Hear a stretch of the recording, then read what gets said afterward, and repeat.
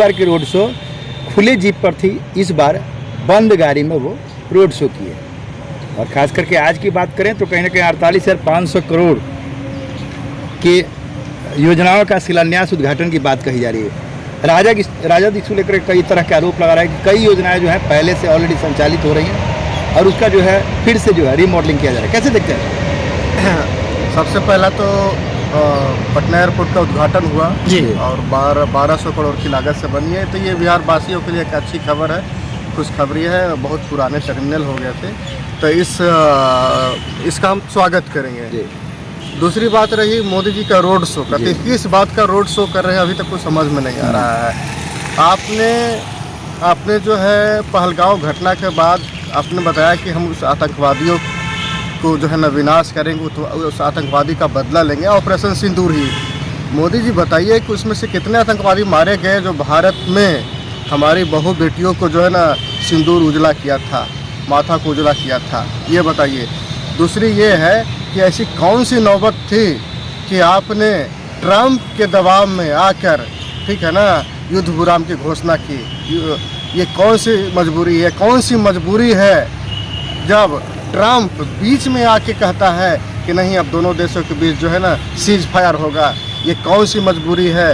जो एक बात बताए, ट्रंप दिन रात भारत को जो है ना धमकी दे रहा है, कह रहा है कि यहाँ पे जो है ना एप्पल की स्थापना नहीं हो देंगे, टैरिफ दिन रात बढ़ा रहा है, हमारे खिलाफ प्रोपेगेंडा छोड़ा। प्रधानमंत्री जी के एक शब्द मुंह से नहीं निकल रहा है। इस बात का आप रोड शो कर रहे हैं। ये रोड शो मोदी जी का जो है ना ये एकदम फर्जी है। सभी लोग जान चुके हैं, यहाँ के देशवासी जान चुका है कि हमारा जो सेना है इतना सेना मजबूत था कि अगर 3 दिन और युद्ध होता तो हम पीओके को वापस ले लेते।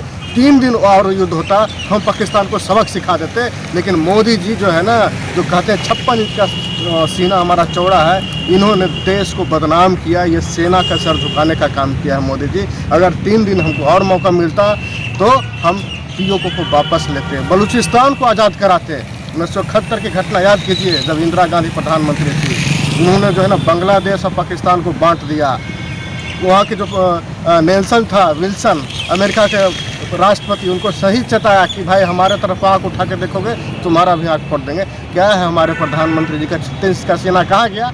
इसलिए हम कह रहे हैं कि देश की युवा, इवन के प्रधानमंत्री के चाहने वाले भी आज हतोत्साहित हैं, उदास हैं कि ऐसी कौन सी नौबत आई मोदी जी, जो आप कह रहे हैं 56 इंच का सीना चौड़ा है, लेकिन आप युद्ध विराम की घोषणा किया। खुद अगर युद्ध विराम का घोषणा करते तो हमारे अंदर खुशी होती, लेकिन अमेरिका कौन होता है, ट्रंप कौन होता है? यानी दबाव में किया गया है, पूर्ण रूप से दबाव में किया गया है। और इसकी सबसे बड़ी वजह है अडानी और अंबानी। कहा जा रहा है कि कहीं ना कहीं व्यवसाय कुछ लोगों का अटक रहा था, उसी के दबाव में कहीं ना कहीं ट्रंप इन लोगों को ब्लैकमेल किया, मजबूरन इन्हें सीज फायर करना था। एकदम ठीक बोल रहे हैं आप। ये जो इनका जो है ना, जो देश को जो है बर्बाद कर रहा है, देश के संसाधनों पर कब्जा कर रहा है, और सरकार कौन चला रहा है? अडानी और अंबानी चला रहा है। ये अडानी और अंबानी कहीं न कहीं किसी न किसी केस में फंस रहा है, और जो है ट्रंप उसको गर्दन दबाए हुए है, और उसी गर्दन दबाने के जुम्मे में ये मोदी जी जो है सीज फायर करवाए। आप सही कहे, वजह यही है, वजह कुछ नहीं है, वजह अडानी और अंबानी है। और अडानी अंबानी ये मोदी जी का जो है ना, उसको क्या कहते हैं, मोदी जी का आका कहिए, मोदी जी को चलाने वाला अडानी अंबानी है, इसलिए यह सीज फायर किया गया है।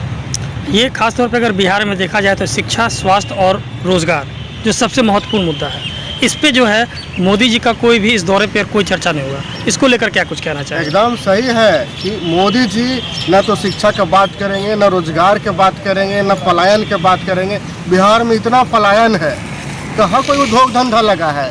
पिछले 20 से 25 साल में डबल इंजन का सरकार है। सरकार बताए कि कितने % उद्योग लगा है। हमारे यहाँ से निरंतर पलायन होते रहते हैं। शिक्षा का क्षेत्र देखिए, लगभग 15,000 करोड़ रुपया हमारे बच्चे बाहर के यूनिवर्सिटी में देते हैं पढ़ने के लिए। एक भी बेहतरीन यूनिवर्सिटी, टॉप क्लास की यूनिवर्सिटी, वर्ल्ड क्लास की यूनिवर्सिटी, नेशनल यूनिवर्सिटी की स्थापना हुई हो तो बताइए। सर, आप शिक्षा पर इतना बड़ा आरोप लगा रहे हैं। शिक्षा के बजट की बात करें तो बिहार में एक अच्छा खासा फंड जो है शिक्षा पे खर्च होता है। वहीं मुख्यमंत्री की बात करें तो वो पूरे 38 जिले में एक इंजीनियरिंग कॉलेज है, हर अनुमंडल में एक पॉलिटेक्निक कॉलेज है, और काफ़ी संख्या में अब ITI की भी संख्या बढ़ी है। तो सरकार ने तो पूरी तरह से व्यवस्था कर, गरीबों के लिए आपको क्रेडिट कार्ड भी है, क्रेडिट कार्ड की योजना अगर आप फिर भी सक्षम नहीं है तो कहीं ना कहीं सरकार जो है क्रेडिट कार्ड की उपलब्धता करा रही है, तब फिर ऐसी समस्या क्यों आ रही है? नहीं, अब मैं एक चीज़ बताना चाहता हूँ।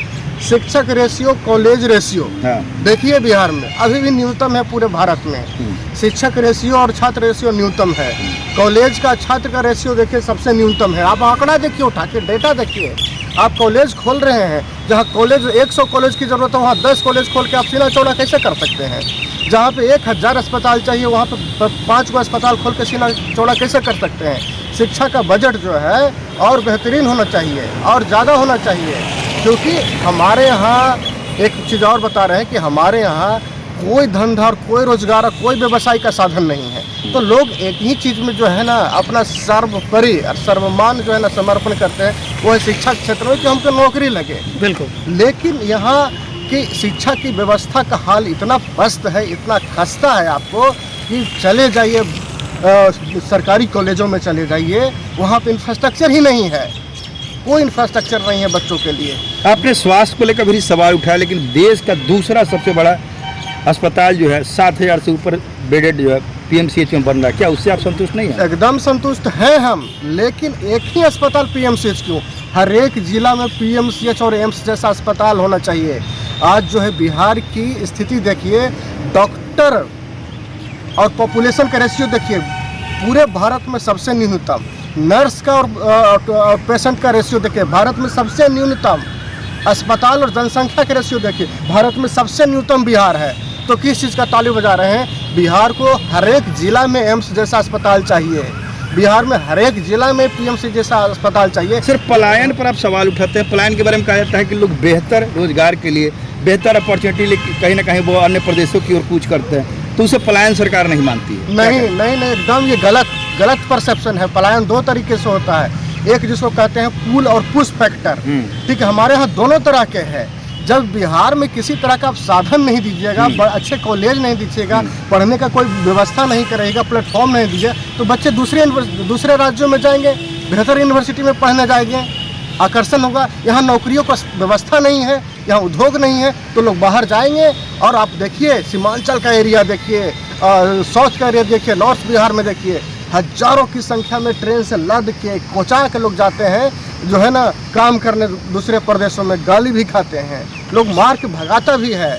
किसको अपना प्रदेश छोड़ने का है शौक है? एकदम ये सरासर गलत बात है। लोग मजबूरी में पलायन कर रहे हैं। सर, न्याय के साथ विकास की बात की जाती है और खासकर नीतीश कुमार के राज में कहा जाता है सुशासन की सरकार है, न किसी को बचाया जाता है न किसी को फंसाया जाता है। तो क्या बोरी रोड में पिछले दिनों जो घटना घटी, खुलेआम फायरिंग, खुलेआम अपराधी स्कॉर्पियो से उतरते हैं और फायरिंग करने के बाद निकल जाते हैं, उनके ठीक पीछे ADG law and order Pankaj Darad जाते हैं और शायद अपराधियों के अंदर जो खौफ होना चाहिए वो शायद खौफ नहीं दिख रहा। आखिर कारण क्या है इस तरह की समस्या को लेकर के?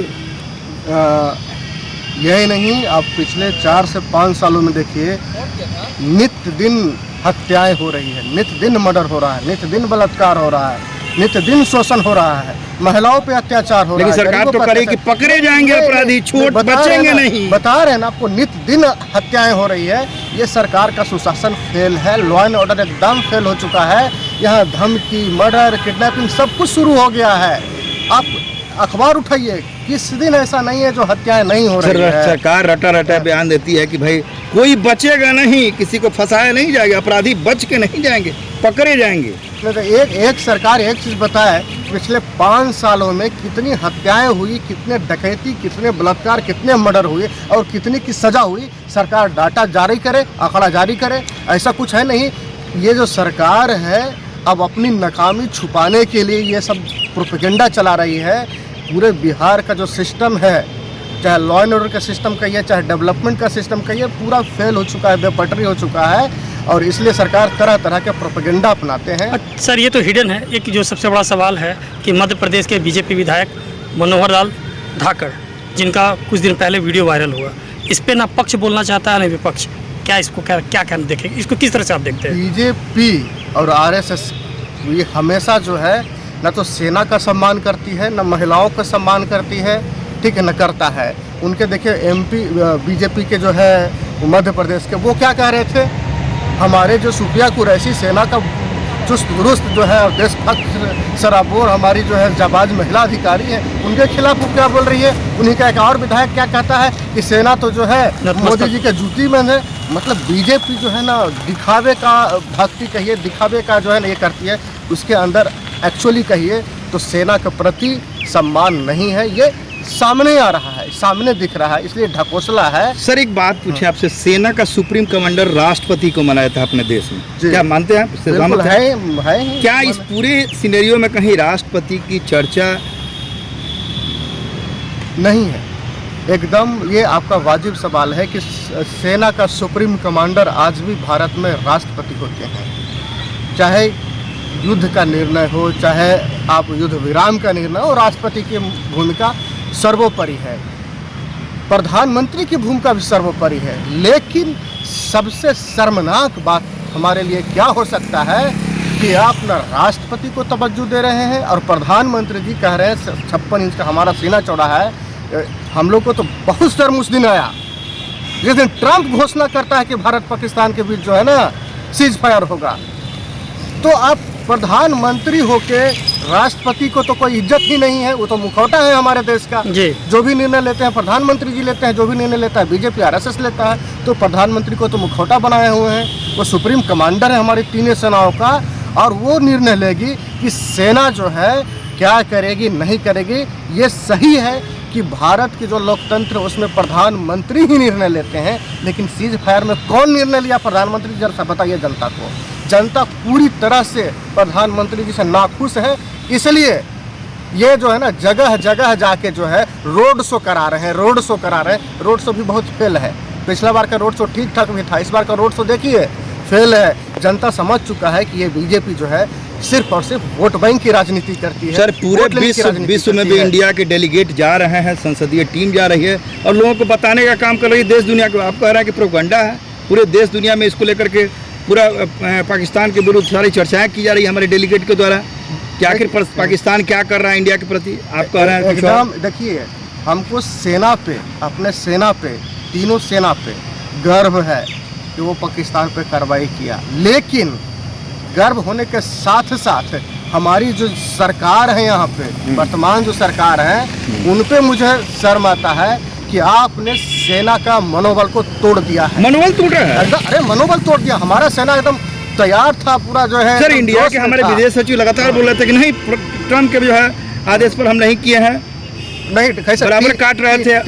ट्रम्प भी लगातार उसको लेकर के काउंटर कर रहे थे। 3 बजे ट्रंप जो है ट्वीट करता है और 5 बजे सीज फायर की घोषणा होती है।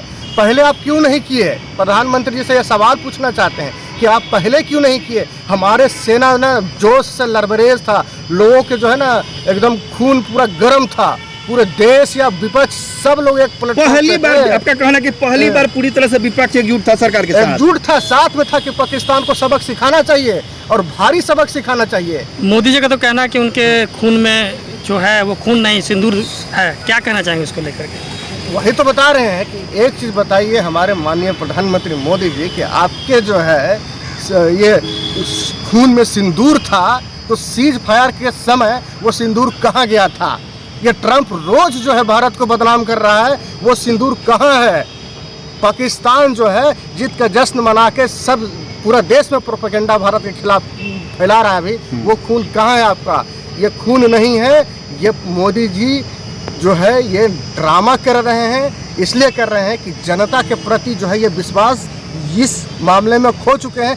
जनता, विपक्ष, सेना सभी चाहता था कि पाकिस्तान को इस बार कड़े तरीके से सबक सिखाया जाए, पीओके को आज़ाद कराया जाए, बलूचिस्तान को आज़ाद कराया जाए और पाकिस्तान को नेस्तनाबूद नाबूद कराया जाए। ये सारे जो है ना, सारे हमारे देश के जो है जवान, जनता और विपक्ष, ये सभी के जो है मनोबल पे इन्होंने प्रहार किया है, बहुत बड़ा अपराध किया है। और इसीलिए ये चाह रहे हैं कि जनता हमारे फिर फेवर में आए, लेकिन जनता समझ चुकी है ये गिदड़ भभकी देते हैं, ये 56 इंच का सीने वाले प्रधानमंत्री नहीं है। सर 9 जून से घर घर सिंदूर पहुंचाने की बात हो रही है और उस पर भी फोटो लगता है कि उन्हीं का होगा।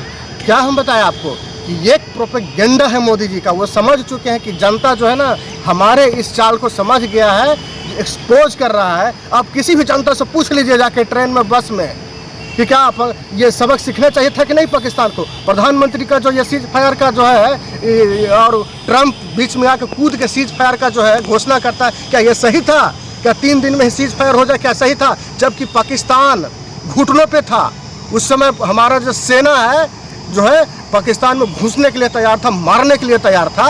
उस बीच में आप जो है घोषणा करवा देते हैं ट्रंप से।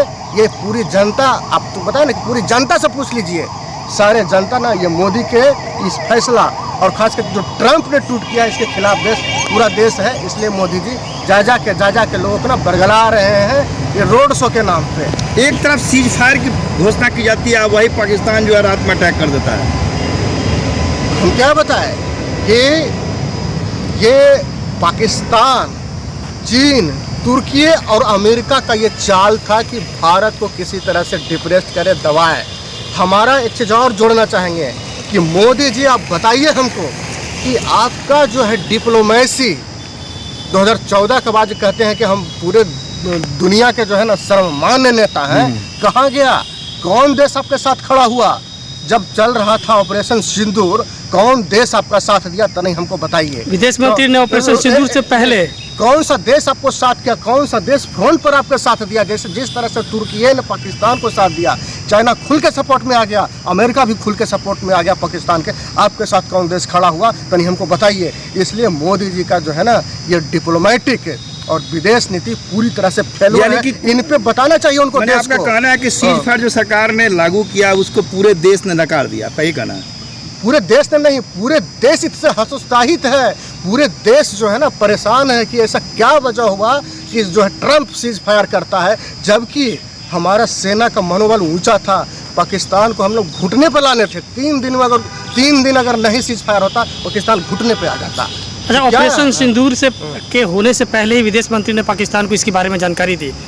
ये भी एक बड़ा अपराध है। क्या ये इसको देशद्रोही नहीं माना जाए? वही पता है, ये बड़ा अपराध है, देशद्रोही वाला अपराध है कि जो दुश्मन हमारी माई बेटियों का सिंदूर उजाड़ रहा है, जो दुश्मन रात दिन हमारे सेना का, हमारे जो है ना जनता का खून का लहुआ लुहान कर रहा है, उस देश को स्ट्राइक करने से पहले क्या जरूरत था फोन पर बताने का कि हम स्ट्राइक कर रहे हैं? ये बड़ा देशद्रोह है।